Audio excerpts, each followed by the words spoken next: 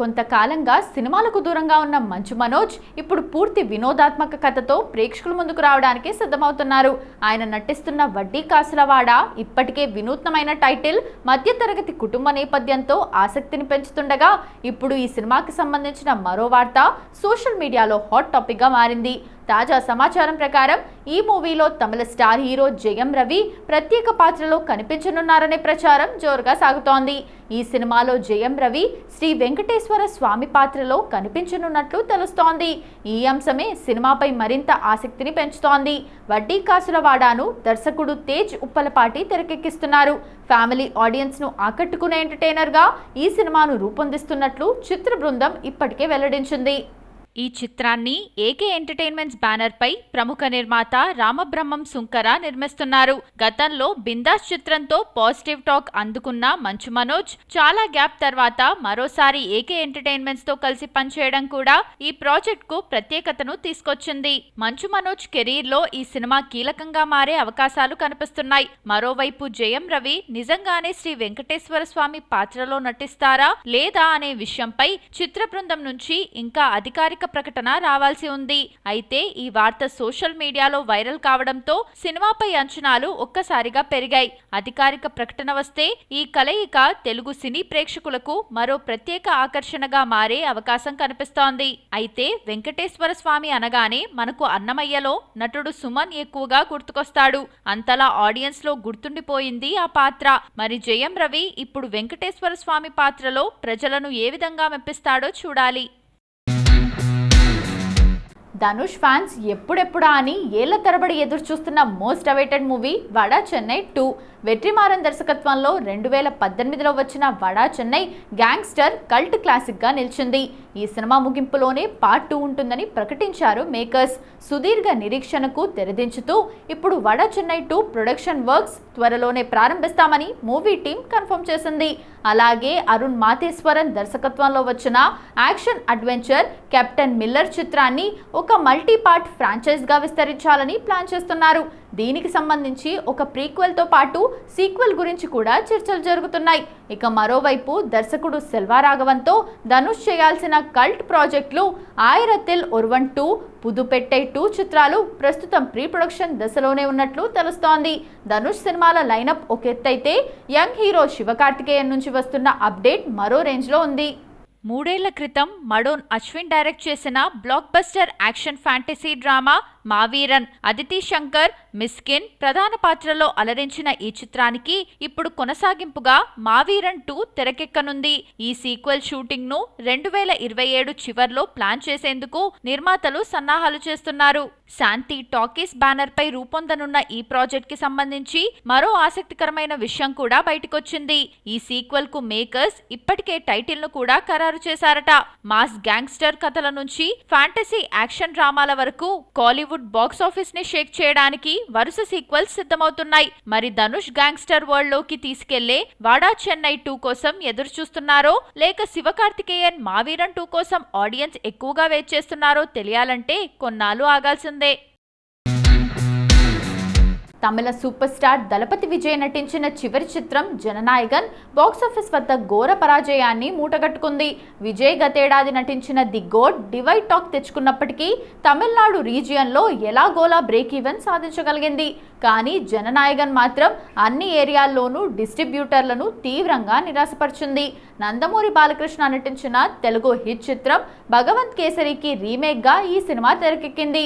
అయితే original version లో ఉన్న ప్రధానమైన సోల్ ను దర్శకుడు సరిగ్గా డీల్ చేయలేదు. ఫస్ట్ హాఫ్ ను కాస్త బాగానే హ్యాండిల్ చేశాడని అనిపించినా సెకండ్ హాఫ్ పూర్తిగా చేతులెత్తేశాడు.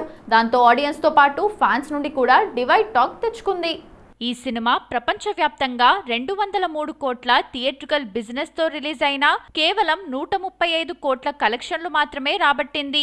దీంతో డిస్ట్రిబ్యూటర్లు 25 నుంచి 30% వరకు భారీ నష్టాలను చవిచూడాల్సి వచ్చింది. అటు థియేటర్ రన్ దాదాపు ముగింపు స్టేజ్ కి వచ్చింది. తెలుగు రాష్ట్రాల్లోనూ ఈ సినిమా బాక్సాఫీస్ ఫలితం దారుణంగా ఉంది. తెలుగు థియేట్రికల్ రైట్స్ ను 14 కోట్లకు విక్రయించగా థియేటర్ల నుంచి వచ్చిన వసూళ్లు కేవలం 6 కోట్లకే పరిమితమయ్యాయి. అయ్యాయి. విజయ్ చివరి సినిమాగా ఎన్నో అంచనాలతో వచ్చిన జననాయగన్ బాక్సాఫీస్ వద్ద కోలుకోలేని డిజాస్టర్ గా ముగిసింది. మన తెలుగు సినిమాను రీమేక్ చేసి దాన్ని డబ్బింగ్ చేసి తెలుగులో రిలీజ్ చేయడమే విడ్డూరం. అందుకు తగ్గట్టే కలెక్షన్స్ కూడా వచ్చాయి. సందీప్ కిషన్ వైవిధ్యమైన పాత్రలతో ప్రేక్షకులను అలరించే ప్రయత్నాలు చేస్తూనే ఉన్నారు. ఈ ప్రయత్నంలో భాగంగా ఇప్పుడు పూర్తిస్థాయి అడ్వెంచర్ ఫ్యాంటసీ ప్రపంచంలోకి అడుగుపెడుతున్నారు.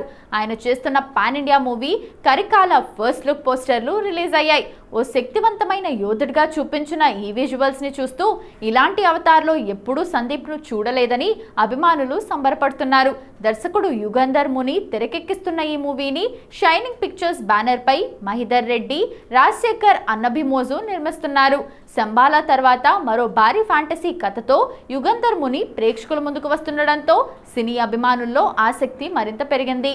ఫస్ట్ లుక్ పోస్టర్లో సందీప్ కిషన్ చేతిలో కత్తి పట్టుకొని గుర్రంపై స్వారీ చేస్తూ కనిపిస్తారు.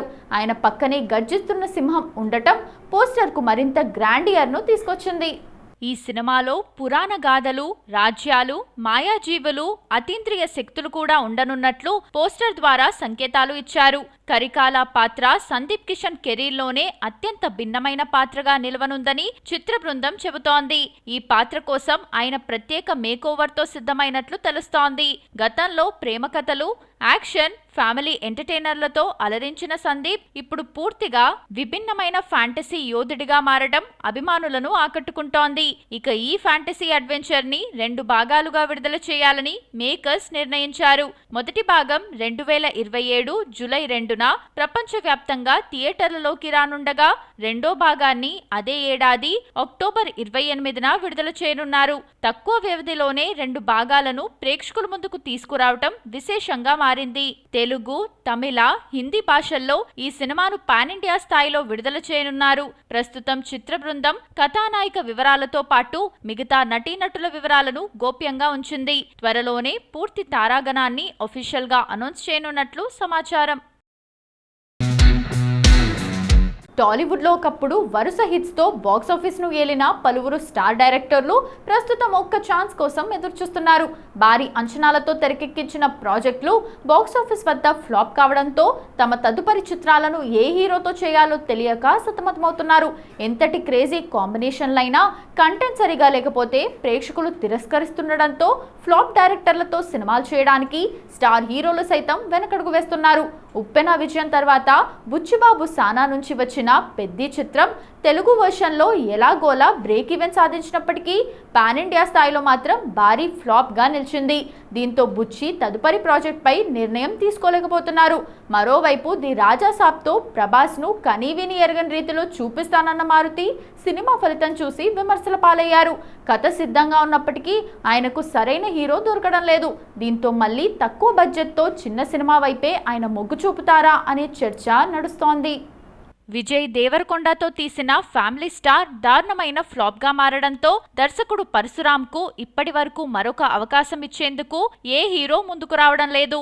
Out and out mass action చిత్రాలకు కేర్ ఆఫ్ అడ్రస్ గా నిలిచిన బోయపాటి సీను కూడా ప్రస్తుతం కష్టకాలమే నడుస్తోంది. ఆయన మార్క్ అతిగా ఉండే హై వోల్టేజ్ ఫార్ములా ఇప్పుడు ఆయనకే శాపంగా మారింది.